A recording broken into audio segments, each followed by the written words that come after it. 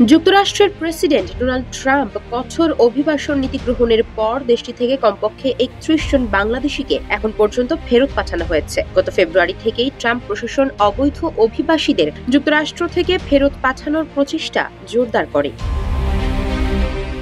গত ১.৫ মাস ধরে বাণিজ্যিক ও চার্টার্ড ফ্লাইটের মাধ্যমে বাংলাদেশিদের ফেরত পাঠানো হয়েছে। তাদের বেশিরভাগই অভিবাসন মামলায় হেরে গিয়েছিলেন। পুলিশের স্পেশাল ব্রাঞ্চ এবং ঢাকার হযরত শাহজালাল আন্তর্জাতিক বিমানবন্দরের ইমিগ্রেশন ডেস্ক সূত্র এসব তথ্য নিশ্চিত করেছেন। কর্মকর্তাদের বরাত দিয়ে জানা গেছে, এই ফেরত পাঠানোর প্রক্রিয়ার আগে ঢাকায় মার্কিন দূতাবাসের প্রতিনিধিদের সঙ্গে স্বরাষ্ট্র মন্ত্রণালয়ের কর্মকর্তাদের একাধিক বৈঠক অনুষ্ঠিত হয়। বৈঠকে অংশ নেওয়া এক কর্মকর্তা নাম প্রকাশ না করার শর্তে জানান, যুক্তরাষ্ট্র থেকে ফেরত পাঠানো বাংলাদেশিদের সংখ্যা কয়েক হাজার হতে পারে।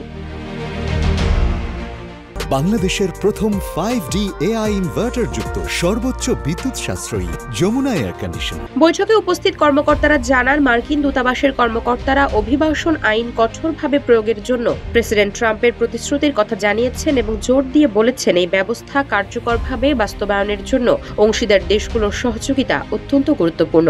সেখানে মার্কিন পক্ষ দুটি বিষয়কে অগ্রাধিকার হিসেবে তুলে ধরেছে: অনুরোধের ৩০ দিনের মধ্যে বাংলাদেশিদের জন্য ভ্রমণ নথিপত্র ইস্যু করা এবং বাণিজ্যিক চার্টার বা সামরিক বিমান যে মাধ্যমেই হোক না কেন ফেরত আসা ব্যক্তিদের গ্রহণ করা। তারা বাংলাদেশকে ফেরত পাঠানোর প্রক্রিয়াটি সুষ্ঠু ও সমন্বিতভাবে বাস্তবায়নের আহ্বান জানিয়েছে।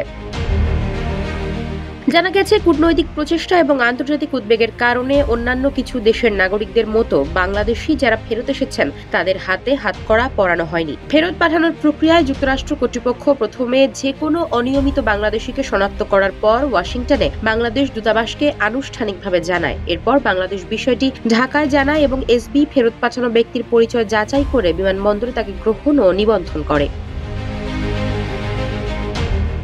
যুক্তরাষ্ট্র থেকে ফেরত পাঠানো অভিবাসীদের মধ্যে একজন জানিয়েছেন, গত বছরের সেপ্টেম্বরে যুক্তরাষ্ট্র গিয়েছিলেন। তিনি রাজনৈতিক আশ্রয়ের জন্য আবেদন করেছিলেন, কিন্তু আদালত আবেদন প্রত্যাখ্যান করে এবং ১৬ মার্চ তাকে ফেরত পাঠানো হয়। তিনি আরও জানান, তার বিমান ভাড়ার খরচ বহন করেছে যুক্তরাষ্ট্র কর্তৃপক্ষ। ফেরত পাঠানোর আগে তাকে একটি ডিপোর্টেশন সেন্টারে রাখা হয়েছিল, যেখানে তিনি অন্তত আরও ৫০ জন বাংলাদেশিকে দেখেছেন। এ প্রসঙ্গে একটি প্রতিবেদন প্রকাশ করেছে জাতীয় দৈনিক ডেইলি স্টার।